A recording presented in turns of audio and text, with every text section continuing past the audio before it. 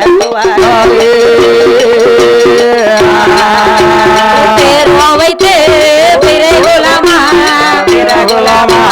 பிள்ளைதனே வளர்த்து வராரே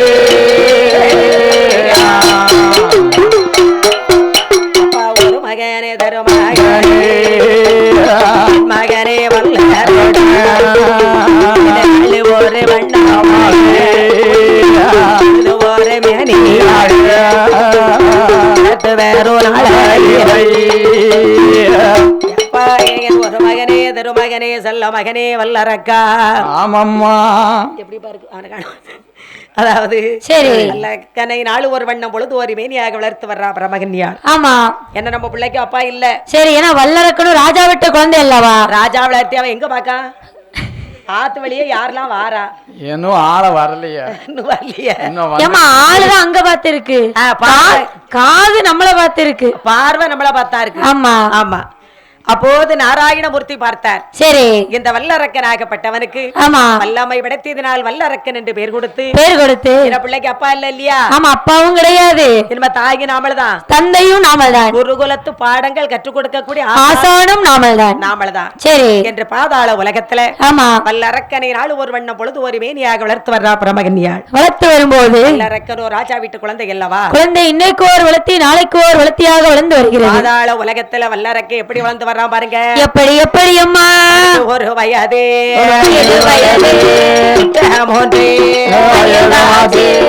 ஒன்றே நல்ல வயதிலே காதே கொத்தி கடிக்கவிட்டு கண்ட சர மாலையிட்டு அங்காவது வயதிலே நடந்தோடி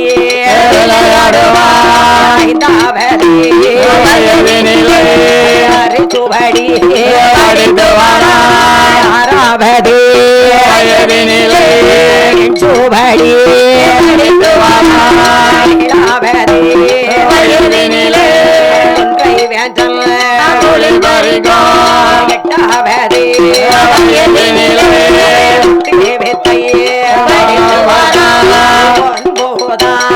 வயதிலே உலகமெல்லாம் வயதிலே பலகணக்கோ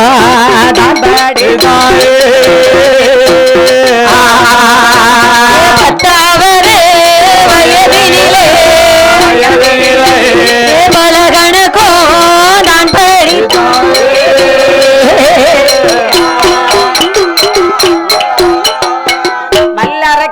வயது 10 வயதாச்சு சரி 10 வயதிலே பல கணக்கும் படித்து வருகிறான் வல்லரக்கன் அப்படியா காலையில தான் திருப்ப முடியுமா 10 வயதிலே பல கணக்கும் படித்து வருகிறான் பாலகன் வல்லரக்கன் சரி அப்படி படித்து வரக்கூடிய காலத்தில் அதான் பெரியோர்கள் சொல்வார்கள் என்னம்மா ஓரட்டில் வளராத பிள்ளையும் சரி ஈரட்டில் கல்லாத கல்வியும் மூவட்டில் முடியாத விவாகமும் நாலெட்டில் எடுக்காத பிள்ளையும் சரி ஐயட்டில் சேர்க்காத செல்வமும் எந்த செல்வம்னா சொத்து சுகம் சரி ஆறெட்டில் பார்க்காத புண்ணிய ஸ்தலங்களும் ஏழெட்டில் எடுக்காத சம்பந்தமும் ஆமா 8 8 64 அடையாத முற்றியும் இல்லைன்னா சிறப்பு ஒரு குழந்தை 8 வயசுக்குள்ள அவன் வளரணுமா ஆமா அப்பதான் அவன் வளருமா இல்ல வளர மாட்டாங்கிறது தெரியுமா சரி என்ன செய்யணும் அப்பதான் வளருவா வளர மாட்டாங்கிறது தெரியும் 16 வயதுக்குள்ள பள்ளிக்கூடத்துல சென்று அந்த குழந்தை படிக்கக்கூடிய பாடங்கள் அத்தனையும் படிக்கணும் அது அந்த காலத்துல இந்த காலத்துல எங்க போது எந்தெந்த போஸ்டர்ல என்னென்ன படம் ஓடுன்னா பிள்ளைய பார்க்க போகுது இன்னைக்கு நாட்டுல செல்லு வந்ததோ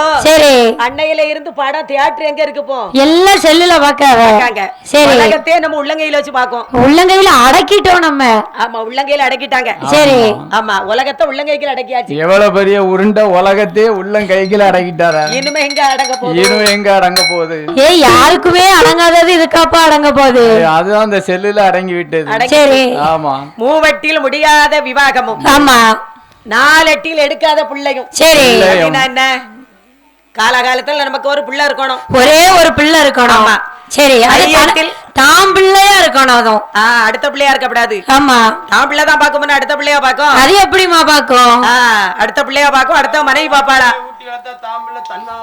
ஏன் அதுக்கு பழமொழி அதுக்கு அர்த்தம் அது இல்லையா ஊராம் பிள்ளைங்கிறது கட்டிய மனைவி. கட்டிய மனைவிய நல்லா பாத்துக்கிட்டா மனைவி தான் பிள்ளைய நல்லா பாத்துக்குவா. அதான் ஊராம் பிள்ளைய ஊட்டி வளர்த்தா தான் பிள்ளை தானா வளரும்ட்டு அர்த்தம். பிள்ளை போய் வளர்க்கப்படாது. தான் கட்டின மனைவி ஐயா. ஆமா, தன் மனைவி அடுத்தவங்க பிள்ளை தானே. அது அடுத்த வீட்டுல இருந்து வந்த பிள்ளை தானே. ஆமா, 4 எட்டில் எடுக்காத பிள்ளையும் சரி 5 எட்டில் சேர்க்கக்கூடிய செல்வங்கள் எல்லாம் சேர்க்கணுமா? ஆமா, என்னென்ன செல்வம் போது வருது எல்லாத்தையும் சேர்த்தணும். அதாவது என்ன 16 வயசுக்குள்ள பள்ளிக்கூடத்துல சென்று படிக்கக்கூடிய பாடங்களை படிக்கணும். ஆமா, 16 வயசை தாண்டிட்டா பள்ளிக்கூடத்துக்கு ஞாபகம் வராது. அது எப்படிமா வரும்? 24 வயசுல அவனுக்கு ஒரு செல்ல கல்யாணம். ஒரே ஒரு செல்ல கல்யாணம். நல்லா ஜாலியா சுற்றி திரிவா, அவன் நிம்மதியை கெடுக்கிறது ஒரு கால் கட்டைய. ஆமா, துள்ளிக்கிட்டு ஓடுத மாட்டுக்கு ஒரு கால் கட்டைய போடுவான். மாட்டுக்கு 32 வயசுல அவன் வயிற்றுல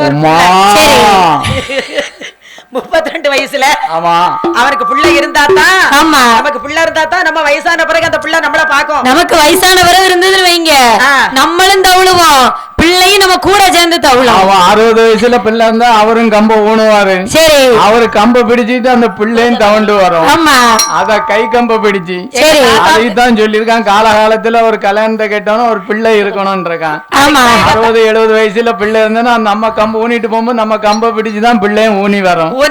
அதுதான் சொல்லியிருக்கான். ஒரு 17-18 வயசுல தாலியை கட்டணும், 21 ஒரு பிள்ளை பார்க்கணும் அப்படின்னு. கடவுளே ஐயா, 20-27 வயசுல கல்யாணத்தை முடிச்சாத்தா சரி அந்த பிள்ளைக்கு நல்ல பொறுப்பு வரும். ஆமா, பொறுப்பு வரும், வீட்டுக்கு கரெக்டா பருப்பு வரும். ஆமா, வீட்டுக்கு ரேஷன்ல இருந்து பருப்பு வரும். அந்த கருத்து வரும். 10 லவர் இருக்கியா? இப்படி இருந்தா என்ன பண்ண? அது 5 நேரம் 5 பிள்ளைகளுக்கு மெசேஜ் பண்ணணும். அது உங்க தம்பிக்கு விடிய உனக்கு வேலையே தான். இதே வேலைதான் நடக்க போல இருக்கு. அதாவது சரி, அதாவது ஐயா ஒன்னு சொல்றேன் கேளுங்க.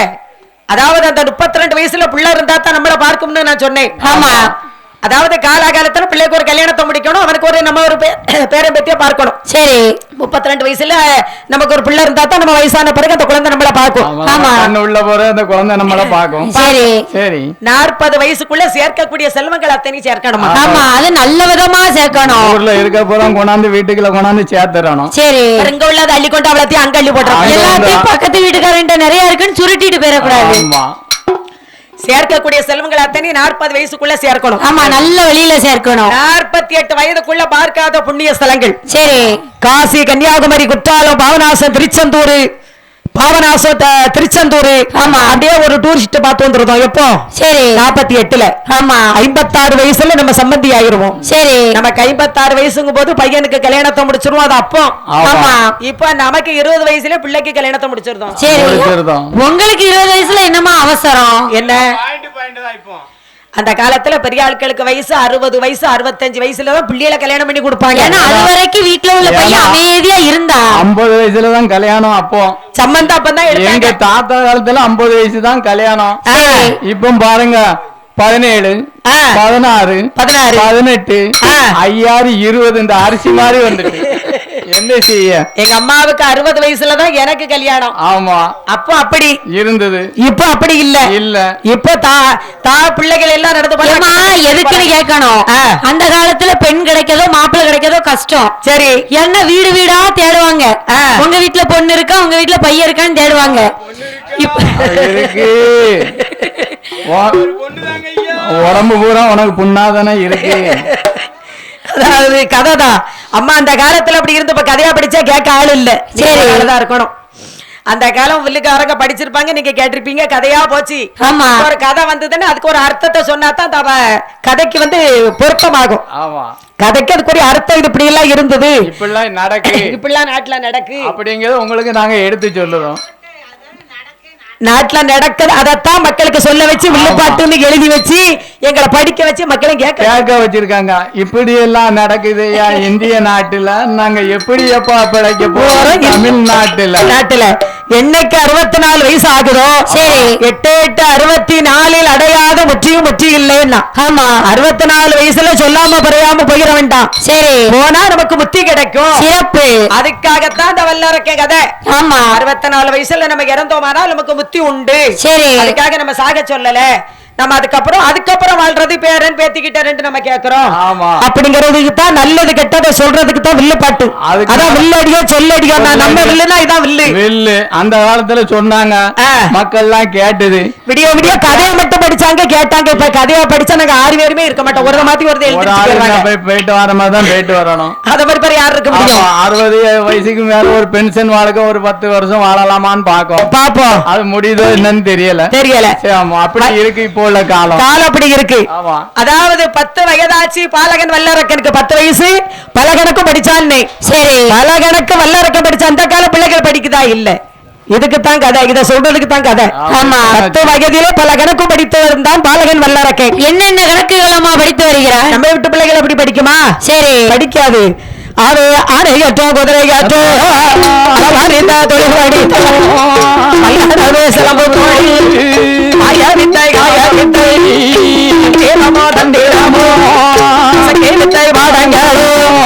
அத்தானையோ படித்தானையா, அத்தானையோ படித்தானையா, ஆனாலையோ வல்லாலையோ, அத்தானையோ படித்தானையா, அத்தானையோ படித்தானையா, ஆனாலையோ வல்லரக்கே.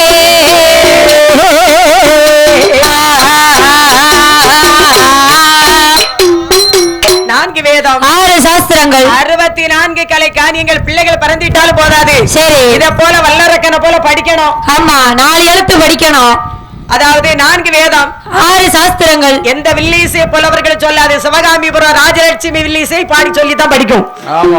4 வேதம், சரி, 6 சாஸ்திரங்கள். ஆமா, 64 கலை காணியங்கள், 96 தத்துவங்கள், 102 தர்மங்கள், 108 ஆகமங்கள்னா படிப்பு. சரி, இதுவும் படிப்பு தான்மா. அது அதம்பம் இல்லாம ஆகமங்கள். ஆகமங்கள்னா அத்தனை கலைகள். சரி, அத்தனை கலைகளை படித்தான் வல்லரக்கன். ஆமா, அப்படி படித்து வரக்கூடிய காலத்தில் வல்லரக்கனுக்கோ வயது 10. சரி,